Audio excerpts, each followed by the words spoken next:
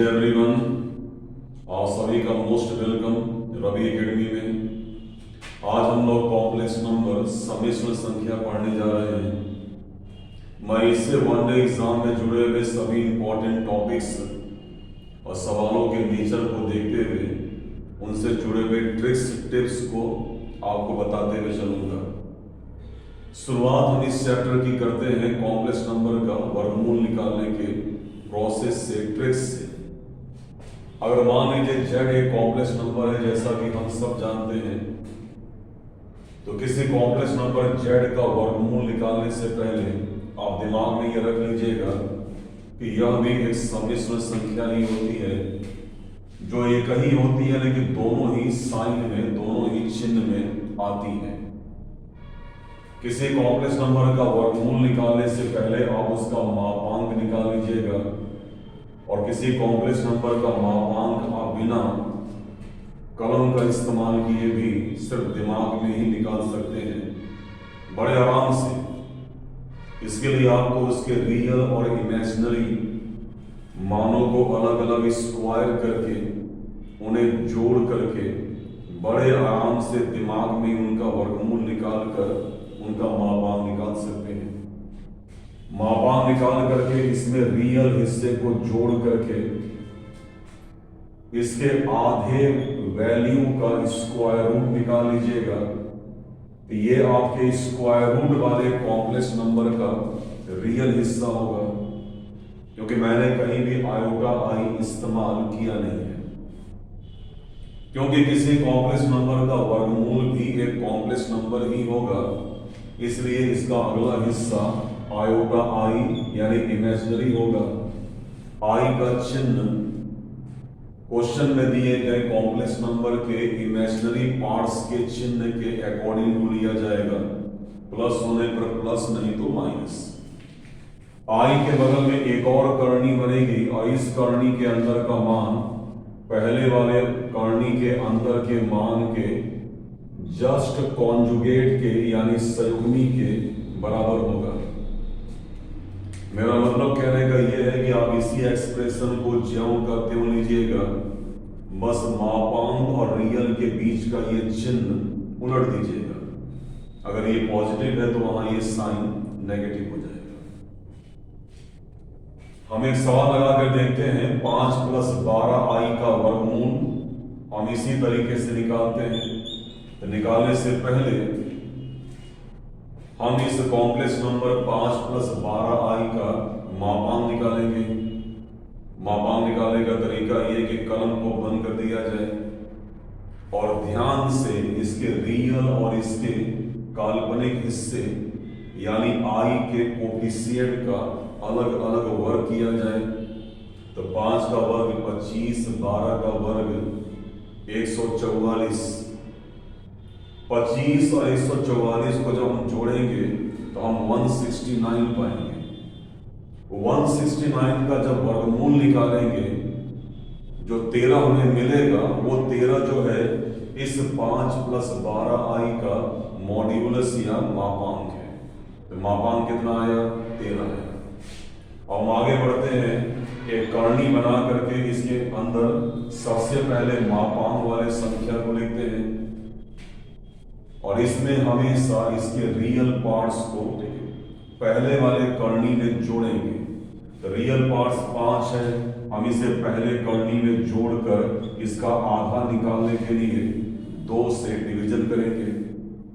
क्योंकि इस सम्मिश्र संख्या में आयोटा आई पॉजिटिव है, इसलिए हमारा आयोटा भी पॉजिटिव होगा। और आयोटा वाले करनी के अंदर का मान, जैसा कि मैंने पहले कहा था, पहले वाले करनी के अंदर के मान के हमेशा ठीक कॉन्जुगेट के बराबर होगा, जिसका मतलब है कि बीच का ये चिन्ह उलट देंगे हम लोग, यानी 13 - 5 बटे में 2 लेंगे।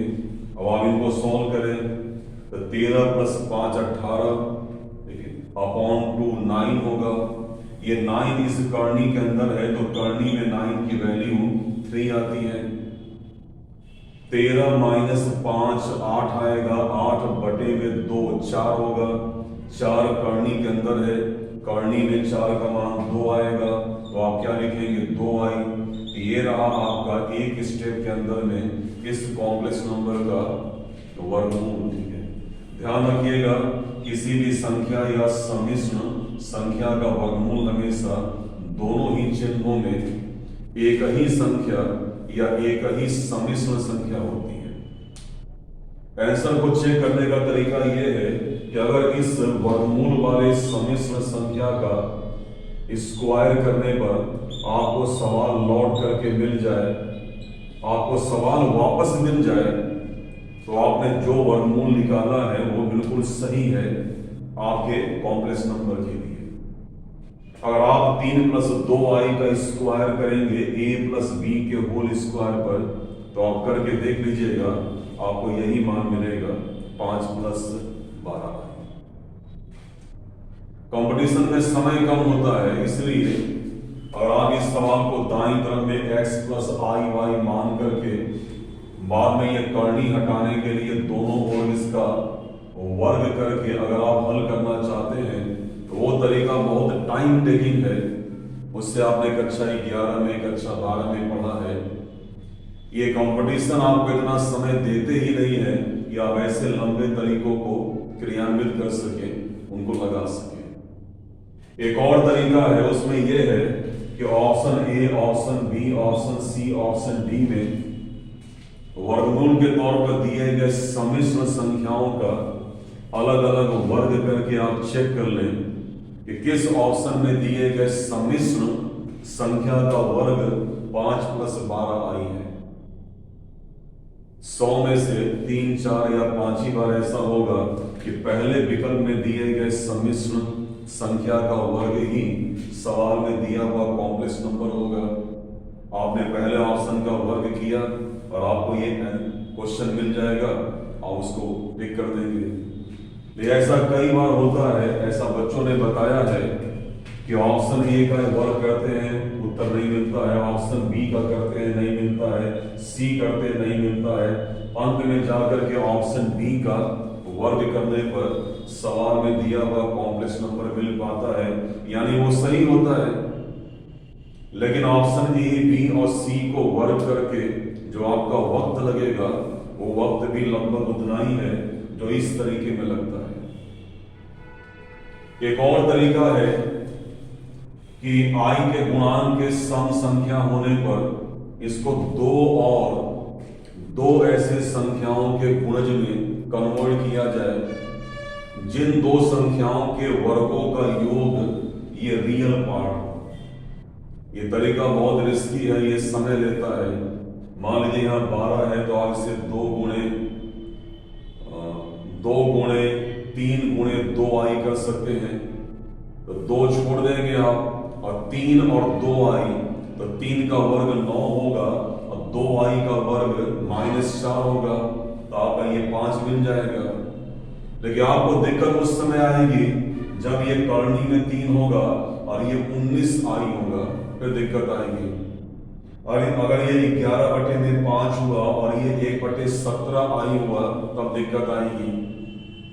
तो उन सब से बचने के लिए मेरी राय में ये बेस्ट तरीका है कि आप मापांक निकाल करके पहले करनी में उसमें वास्तविक मान को जोड़ करके 2 से भाग कर दें और बगल में आयोटा को लेकर के आगे बढ़े और इसी करनी का कॉन्जुगेट इस्तेमाल करके उसका मान निकाल लें।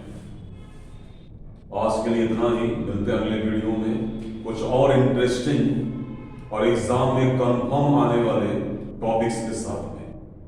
अच्छे से पढ़िए, मेहनत से पढ़िए, आपका दिन बहुत ही अच्छा जाए। आप सबको गुड डे।